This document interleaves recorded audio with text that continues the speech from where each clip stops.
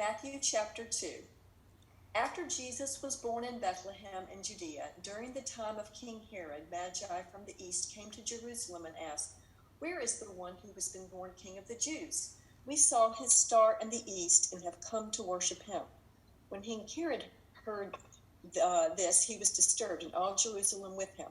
When he had called together all the people's chief priests and teachers of the law, he asked them where the Christ was to be born. "In Bethlehem, in Judea," they replied, "for this is what the prophet has written. But you, Bethlehem, in the land of Judah, are by no means least among the rulers of Judah, for out of you will come a ruler who will be the shepherd of my people Israel." Then Herod called the Magi secretly and found out from them the exact time the star had appeared. He sent them to Bethlehem and said, "Go and make a careful search for the child. As soon as you find him, report to me so that I too may go and worship him." After they had heard the king, they went on their way, and the star that they had seen in the east went ahead of them until it stopped over the place where the child was. When they saw the star, they were overjoyed. On coming to the house, they saw the child with his mother Mary, and they bowed down and worshipped him. Then they opened their treasures and presented him with gifts of gold and of incense and of myrrh. And having been warned in a dream not to go back to Herod, they returned to their country by another route. When they had gone, an angel of the Lord appeared to Joseph in a dream. "Get up," he said, "take the child and his mother and escape to Egypt. Stay there until I tell you, for Herod is going to search for the child to kill him."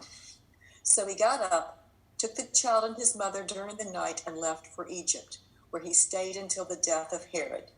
And so was fulfilled what the Lord had said through the prophet, "Out of Egypt I called my son."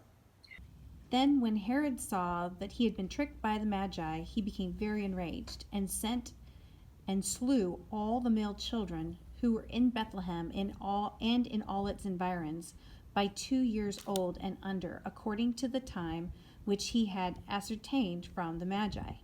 Then that which was spoken through Jeremiah the prophet was fulfilled, saying, "A voice was heard in Ramah, weeping and great mourning, Rachel weeping for her children, and she refused to be comforted because they were no more."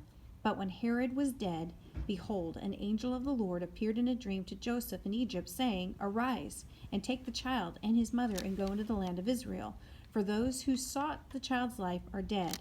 And he arose and took the child and his mother, and came into the land of Israel. But when he heard that Archelaus was reigning over Judea in place of his father Herod, he was afraid to go there. And being warned by God in a dream, he departed for the regions of Galilee, and came and resided in a city called Nazareth, that what was spoken through the prophets might be fulfilled: "He shall be called a Nazarene."